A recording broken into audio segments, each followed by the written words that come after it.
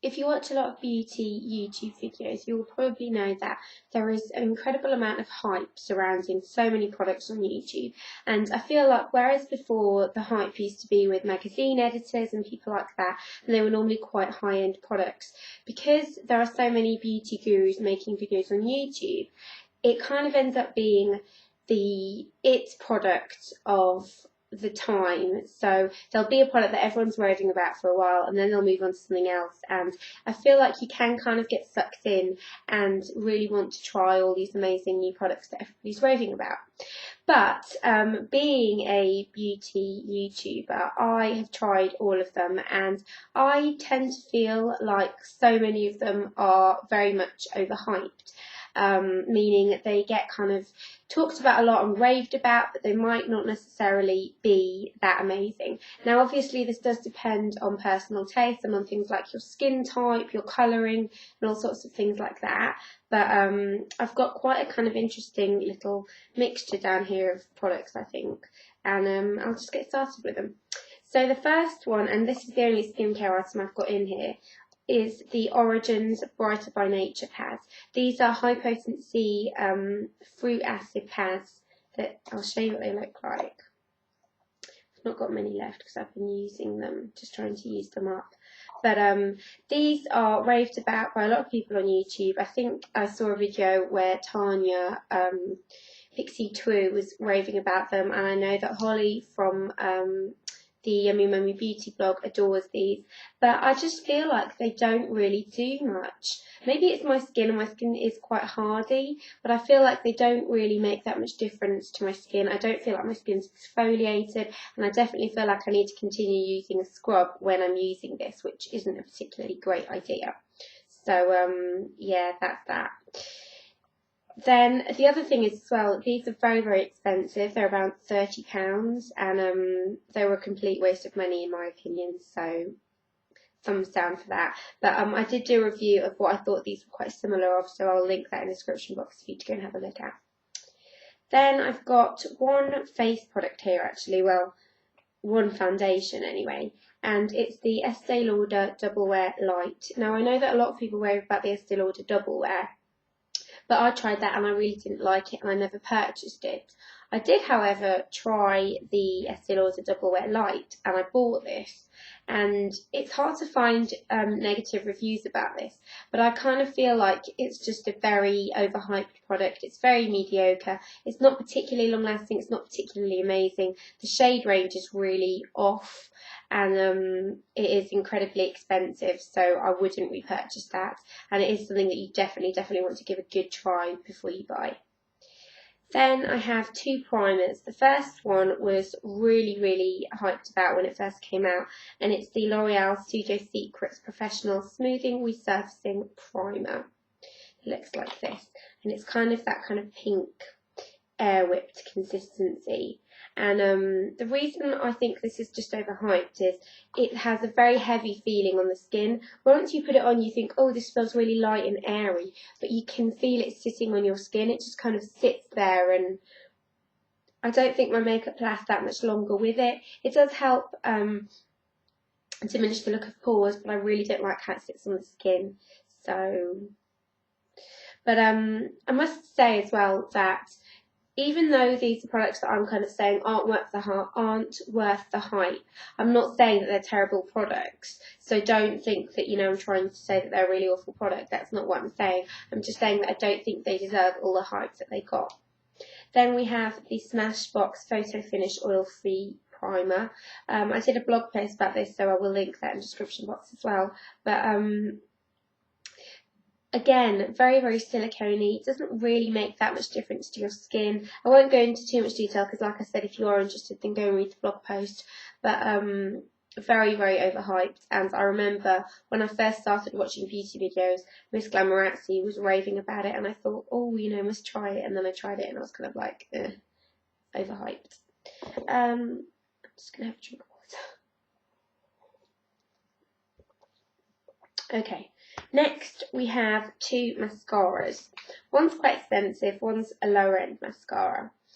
Max Factor False Lash Effect Fusion. Now this isn't just in the YouTube world, this is everywhere. So I kind of think that this probably is a really good mascara. It's just not good on my eyelashes.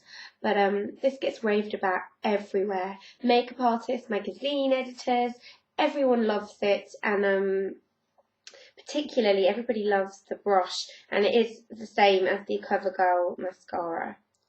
But if I just show you, the brush is one of those like with tiny little lots of bristles, but I just don't think this is a particularly amazing product. I have had it before and it's an okay mascara, but that's all it is. It's okay. It's not particularly amazing. So I was quite disappointed with that, because I think when something's so hyped, you're expecting it to be really amazing, and then when it's not, you get really kind of extra disappointed. Then we have the Benefit They're Real mascara, which looks like this, and I did a full review of this, which I will link in the description box, but the reason I think this is quite overhyped is it smudges on me quite badly. It's not meant to smudge. It's meant to be kind of not waterproof but very long lasting, but I do feel like it kind of smudges on my lower waterline, and I just don't particularly think it's that amazing. I loved it when I first got it, but then when I kind of used it a little bit more, I just decided that this was another one of those products that wasn't really worth all the hype, and I much rather would use my L'Oreal Volume Million Lashes mascara. I think that one's far nicer than the Benefit one. Then I've got, another mascara I've just realised. This is the Clinique High Impact Mascara. And this is revved about on Pixie Woo's channel and Pixie Twoo. And it is a very odd mascara. I don't get why people love this so much. It's got just your kind of standard mascara brush, but it clumps, it kind of moves about. It doesn't really give much for your lashes. They don't look particularly volumized or particularly lengthened. They just kind of look okay. And I definitely wouldn't buy this, because I feel like it was just a very mediocre mascara. And again, much prefer my my L'Oreal Volume Million Lashes mascara. Then I have four actually, lip products, which are from different ends of the scale. Two of them are quite expensive, but I'll start with the first one. You probably won't remember, but a while ago, this was the It lipstick that was on blogs and on YouTube, and it was Maybelline's Amber Rose, one of their colour sensational lipsticks. And this is what it looks like. It's a very pretty peachy pink, but zero pigmentation. You can see there. It looks really nice once you put it like that, but once you put it on your lips, not much pigmentation. It's got kind of a little bit of grainy glitter in it, and again, it was very hyped up to be a really lovely lipstick, and then I bought it and didn't particularly like it. Then we have a product that I did a video about yesterday, and it's the Revlon Lip Butters. This is in the shade Sweet Tart, which looks like this, and this is kind of a vibrant, bright pink. But I won't say too much about this, because like I said, if you're interested, go and check out that video. I'll put it in the description box. But this was very hyped, very sought after. Everybody in the UK was trying to get their hands on these, and I did find them a little bit disappointing. Then I've got two YSL lipsticks. Now, this is very difficult for me to say, because they are nice products, but for the price, I don't think they are particularly great. The first one is in the colour number 67, doesn't have a name. Oh yeah, the YSL ones have got the name's in a weird place. But it's this kind of marbled effect. It's a bright pink with a kind of marbled purpley effect. I will swatch it here for you. It's a very pretty colour, very pigmented, got a nice glossy finish. But this is one of the Rouge Pure lipsticks as well. But the reason I think these are just overhyped is the longevity of them is really disappointing. They don't last very long on the lips, and they're not that much more amazing than any cheaper lipstick. And for you to pay something like £20 for this little thing, I think it's just a shame that they're not spectacular formulas and things like that, because then you would justify paying that for it. And then I've got this other one, which is one of the Rouge Voluptes in number 13. And this is a beautiful colour.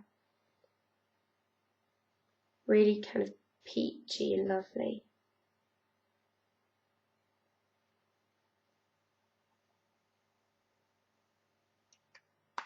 That's what it looks like, this one right here. Just a beautiful peach. But again, very, very not long lasting, and also I feel like this one in particular, the Rouge Volupte, are really, really drying. Every time I wear this, sort of midday, I feel like I need some lip balm, and I keep having to put lip balm on, and they kind of slide around your lips, and I just kind of feel like they're not a very creamy formula. They're a kind of sleek formula that goes on in quite a kind of watery way, but not in a particularly kind of moisturising way, if that makes sense. So yeah, I'm not overly impressed with that. And then last but not least, we have one of the Benefit's Creaseless Cream Shadows. The reason I think these are overhyped are because they are marketed as creaseless cream shadows and that they crease. Now, obviously, it depends on how oily your lids are and things like that, but I don't think you could market something as being a creaseless shadow when it really creases. This is in the shade RSVP, which I'll show you. You can't really see where I've swatched it, but it's just a kind of pretty champagne taupe colour. It's the type of colour that I would always go for. But very, very dry, just very mediocre compared to something like a MAC paint pot, which is this one right here. The difference is amazing. I mean, you get so much more product in a paint pot, first of all, and they're just so much more creamy, and they really, really keep your eyeshadow at bay. Nothing can make my eyeshadow not crease apart from the MAC paint pots. I can use Too Faced Shadow Insurance, Urban Decay Primer Potion, anything, and it creases. MAC paint pots are the only thing that don't make my eyeshadow crease. So the Benefit one is a very, very overhyped product in my opinion. But again, like I said, it is in my opinion. You might love it. You might think some of these products are the best thing ever. And that's totally fine. We're all allowed to like different things. But those are the products that I think are overhyped here on YouTube. If you've got any products that you think are definitely overhyped, then pop them in the description box, because I think it's a nice kind of thing to know. And I hope you'll have a great day, and I'll see you soon. Bye-bye.